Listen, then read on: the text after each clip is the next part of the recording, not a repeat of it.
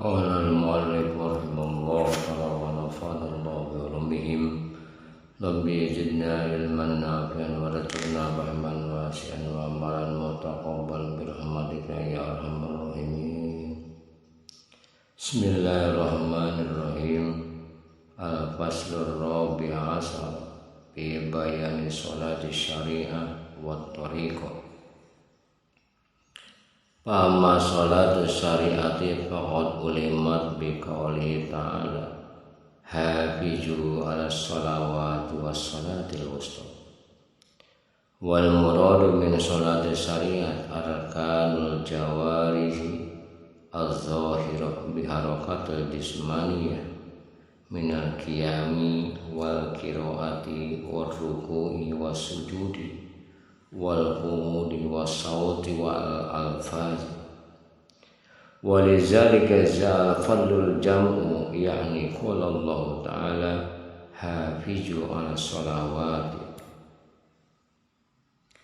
Wa amma sholatul tariqat fahiya sholatul qalbi wa hiya mu'abbadatun faqad ulimat bihazihil ayah was sholatil wusta. Wal muradu minas sholatil wusta sholatul qalbi li'anna al-qalba khuliqa fi wasatil jasadi bainal yamini was shimali wa bainal ulwi was sufli wa bainas sa'adati was saqaw. Tentang sholat syariat dan sholat tarekat.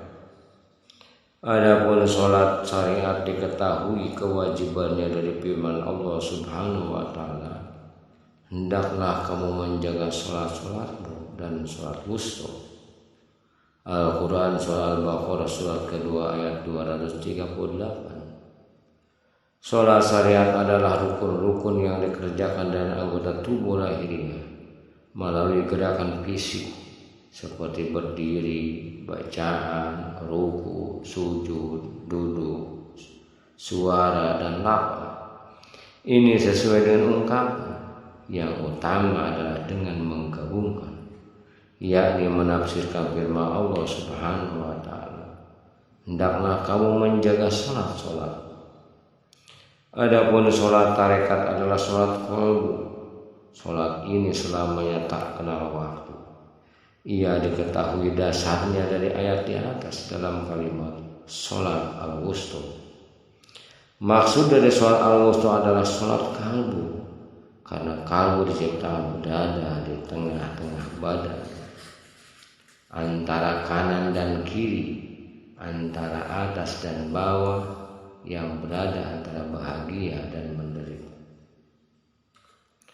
Kama qala Rasulullah sallallahu alaihi wasallam, inna quluba bani adam baina usbu'ain min asabi'ir rahman yuqallibuha kayfa yasha.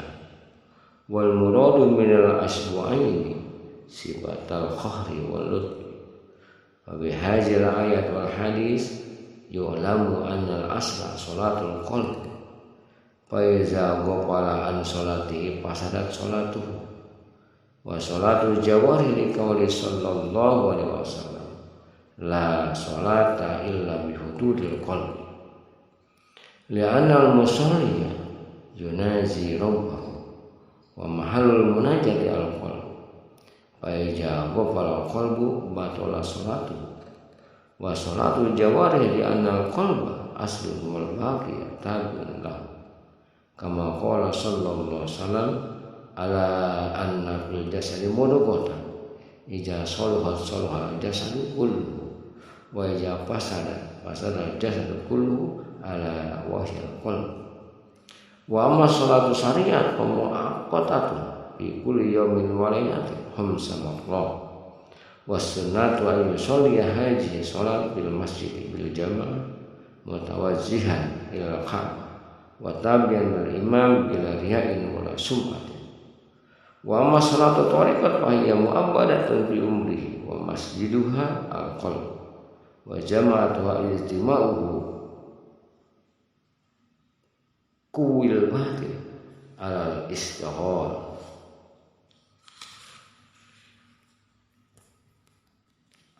sebagaimana ditegaskan dalam sabda Rasulullah SAW, sesungguhnya kalbu manusia ada di antara dua jari-jari Ar-Rahman. Allah membolak-balikan sekehendaknya.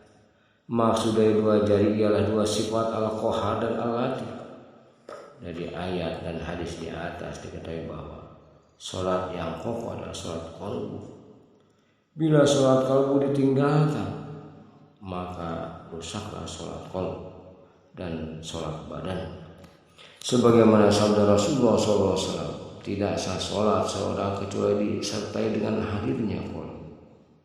Hal itu karena orang yang sholat bermunajat dengan Rabbnya, sedangkan tempat munajat adalah qalbu. Bila qalbu lalai maka batal sholat qalbu. Sekaligus sholat badannya, karena qalbu merupakan inti anggota badan yang lain mengikutinya.